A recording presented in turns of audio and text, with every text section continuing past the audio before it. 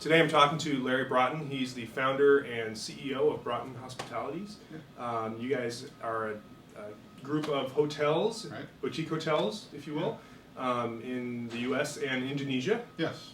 How are you doing today? Doing great. Thanks for having me. Yeah. Well, thanks for having me. Sure. We're here at the Georgian, where you guys are doing a retweet.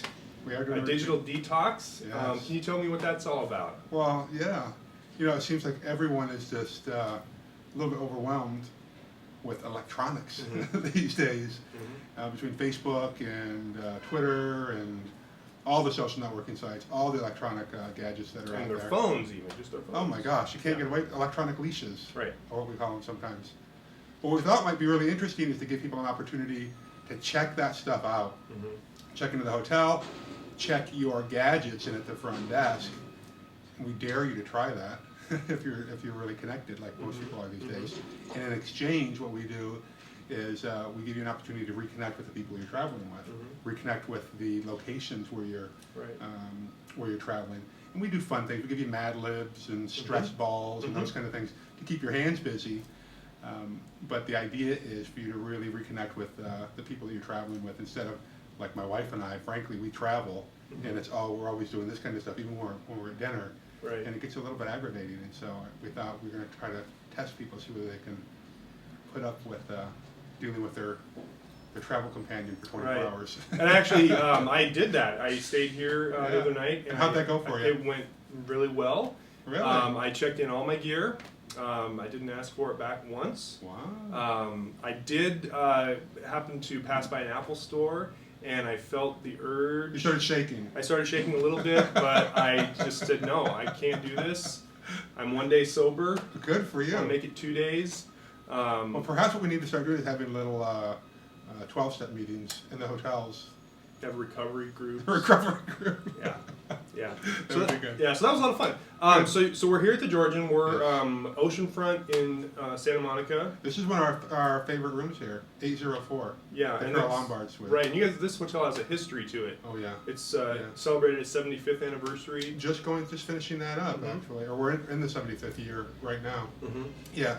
For years, it was really a little retreat for a lot of people from the Hollywood era. Right. Now, back then, it was very difficult to get from Hollywood over here to Santa Monica. But you know, with this ocean view, a lot of people of affluence used to come here. We have a little speakeasy downstairs in the basement that was pretty popular. Bugsy Siegel and those groups used to come here. But Carol Lombard has stayed here. And then for years, it became kind of an apartment building, a seniors, if you will, a home, and then it was converted back to a hotel. And so now it's the Georgian again, and it's kind of reliving its glory days. Yeah. Now you guys, you're on Twitter. Yes. What's your Twitter account? At Larry Broughton. Right now we just do individuals. We don't have Twitter accounts for our individual properties or even for Broughton Hospitality. You know, it's weird. What we're trying to do is keep the personal connection with our social network out there. And so mine's at Larry Broughton, and Steve Buckler, who's our VP of Sales and Marketing, is S. Buckler, and my wife, who's also very involved in the company as well, is Suze Broughton. Okay.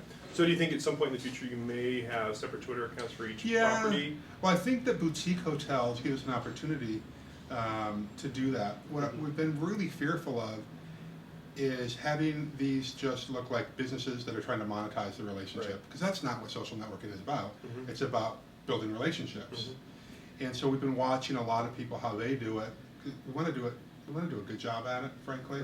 And so boutique hotels, since they have their own personality and they really tap into the psychographics of our guests, not the demographics out there, people are looking for that personal connection. I think it's a lot easier for boutique hotels to do that than some of the vanilla branded product that's out there. With thousands and thousands of hotels. That's when you have no idea who you're tweeting with and Exactly. who you're building a relationship with. Yeah. So what are you guys using Twitter for right now? Right now, just to connect with people, build relationships, really to offer value more than anything else. I think the mistake that a lot of people, now I'm not an expert, but I'll tell you what I don't like. Well, yeah, who is? But I'll tell you what I don't like is when I get on Facebook or Twitter or any of the social networking sites, and all of a sudden people are trying to sell me stuff. Right. I don't mind the soft sell once in a while, but where people are trying to sell me things right out of the gate, I just don't like it, I don't have time for it. So what we use it for is just to build relationships and to connect with people. Now, for people who've been following us for a while, we do say, hey, we've got a package that's coming out pretty soon, or hey, I'm heading to the Georgian Hotel, but I don't think we do hard sells on it. What we're finding on our other social networking sites, Flickr and Facebook, is that we're getting a lot of people who are just regulars at the company who have stayed at the Georgian, or they've stayed at the Spanish Garden or at Indian Beach, and they want to stay connected and really figure out. They want kind of the insider's track of what's going on. Okay. So what's next for Broughton Hospitality? Well, we're just trying to have fun, to be honest with you. We're kind of in a difficult economic time, in case you hadn't noticed that, Mark. I've heard. You've heard? I've heard about it. Well, we've chosen not to really participate in that. So we're growing. We've got a lot of hotels that are in the pipeline. We've got one that we are building in Anaheim, not so far from here. And we've got one in Montreal. That's a new development. It's actually an adaptive reuse in an amazing part of Montreal. And a couple other new construction projects that we're working on. We've also got a couple of acquisitions of existing hotels that we'll be announcing probably in the next 30 to 45 days. So we're just trying to have fun and connect with people. We think that if we can build this kind of emotional connection with our guests, that no matter what happens with the economy, they're going to stay loyal to us instead of migrating to the place that's got the next cheapest rates. So that's kind of it. I mean, nothing earth-shattering, but certainly we're enjoying the ride. Yeah. All right. Well, thank you very much for talking to me today. Thank you very much. Okay. It's been a pleasure. Thanks.